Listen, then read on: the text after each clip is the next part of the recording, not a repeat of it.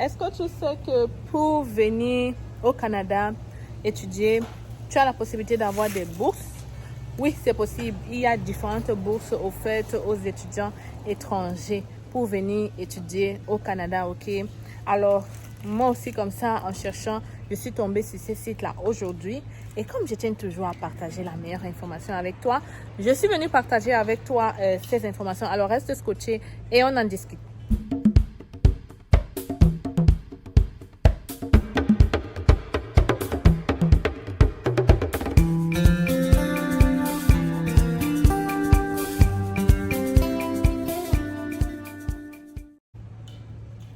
Bonjour mes futurs Canadiens, aujourd'hui je vous fais une vidéo courte, rapide et concluante.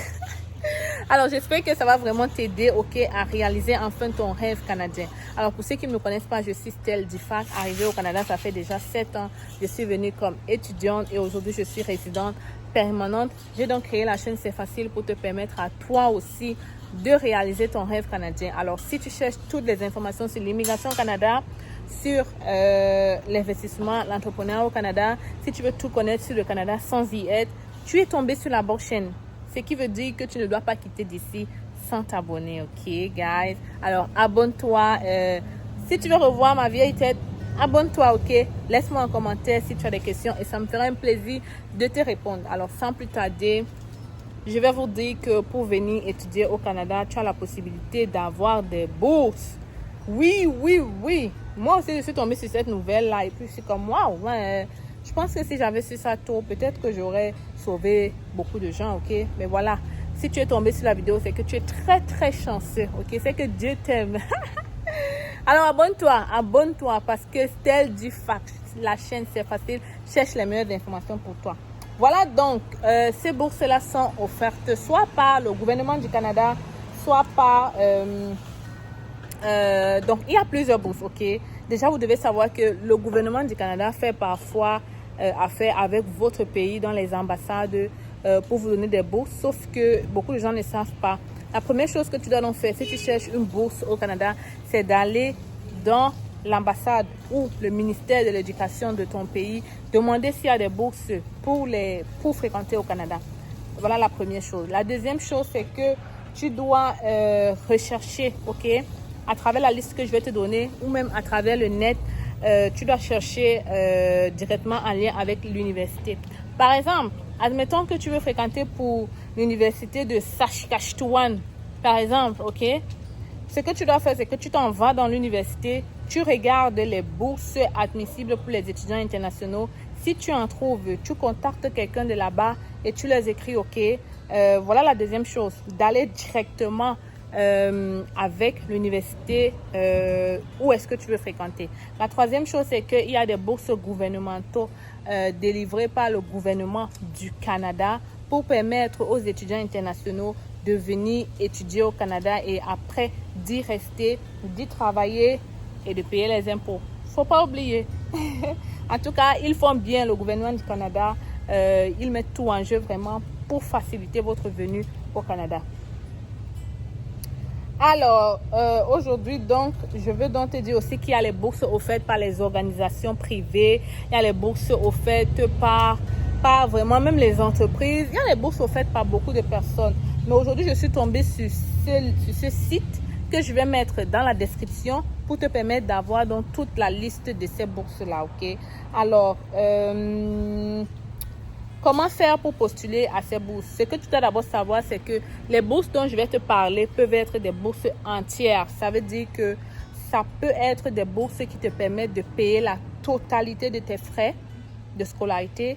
Ça peut même être des bourses soit partielles aussi, qui te permettent juste de payer une partie, c'est-à-dire 1000, 2000 $, ou soit ça peut même être des bourses qui te permettent aussi de subvenir à tes besoins et de payer de subvenir à tes frais de subsistance, ok?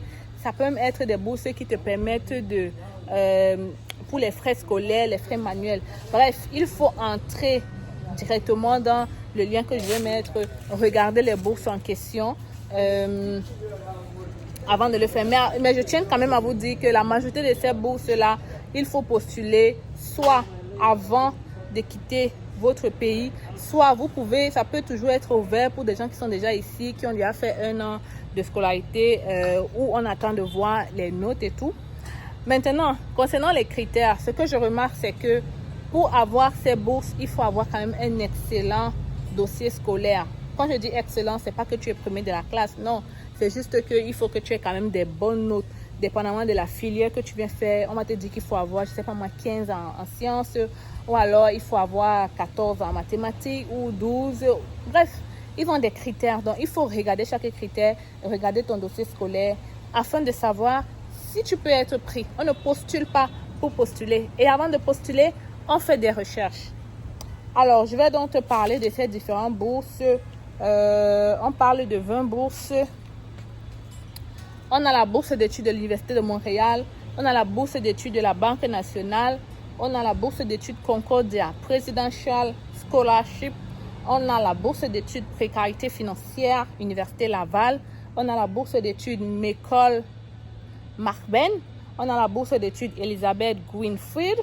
On a la bourse d'études Fonds scientifiques AESG. On a la bourse d'études Schwanzam, je ne sais même pas. On a la bourse d'études S Foundation. La bourse d'études Algoma University. La bourse d'études Université de Waterloo. La bourse d'études Université de Calgary. La bourse d'études Huron at Western University. La bourse d'études University of Ottawa. La bourse d'études McMaster University. La bourse d'études Niagara College. La bourse d'études Trent University. La bourse d'études Vanier. Bourse d'études International Founding Selquist College. La bourse d'études One Year Entrance McGill University. Alors, pour la plupart, vous entendez que les noms sont anglophones, mais il y a aussi des choses en français. Et même si vous entendez les noms anglophones, parfois, même dans les zones anglophones, on donne des bourses à ceux qui viennent fréquenter en français. OK? Parce que le Canada est bilingue, alors on veut parfois amener les francophones dans les zones anglophones afin justement de faire donc ce bilinguisme-là. Parce que parfois, tu rencontres dans les zones anglophones, il n'y a pas assez de français. Donc, parfois, c'est comme ça donc ils font pour appeler. Par exemple, dernièrement, l'Université de Toronto a ouvert ses portes et il donnait beaucoup de bourses aux gens qui venaient fréquenter en français. Alors, on a aussi ce qu'on appelle en dernier lieu des bourses d'exemption. Et j'en ai bénéficié aussi. Quand j'ai finissé mon secondaire la dernière année, j'ai bénéficié de cette bourse. Bourse d'exemption te permet donc de payer l'école comme un Canadien. Ce n'est pas la totalité, mais on te permet de payer l'école comme un Canadien. C'est déjà beaucoup. La dernière session, je pense que j'avais payé soit 2000 ou 1000 $.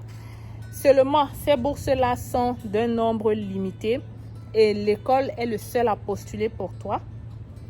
Donc, ce que tu fais, c'est qu'ils vont mettre l'annonce dans l'école et tu dois postuler ou alors tu dois demander à la responsable des étudiants étrangers de ton école où tu as eu l'admission que je veux faire partie des gens pour la bourse d'exemption, ou alors tu dois même d'abord regarder s'ils ont les bourses d'exemption.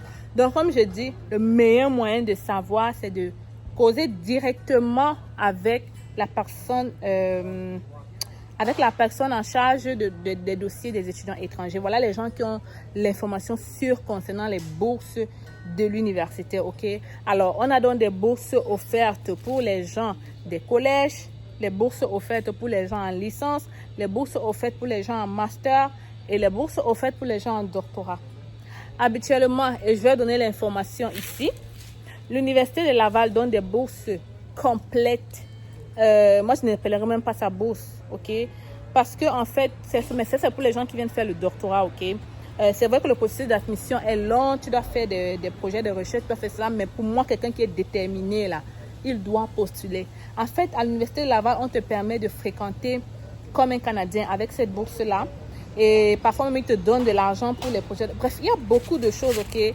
Tout ce que tu dois faire, c'est postuler dans un programme de doctorat et être admis. Donc, la bourse est offerte à condition d'admission. Une fois que tu es admis, tu as la bourse. Ça, c'est pour les doctorants, OK?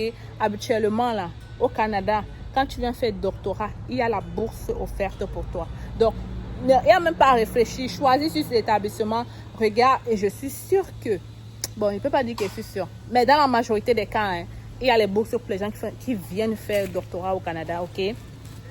Et ces bourses-là sont souvent sur admission. Donc, dès que tu es admis, on te donne la bourse. C'est pas du tout compliqué, ok?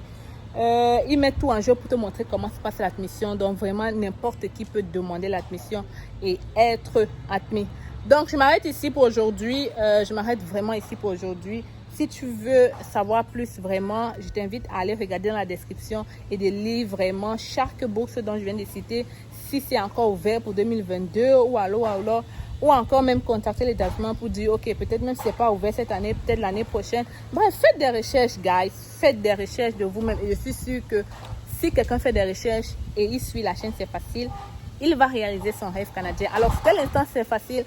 Toujours très content de discuter avec toi. Reste scotché, connecte-toi et on se retrouve très bientôt.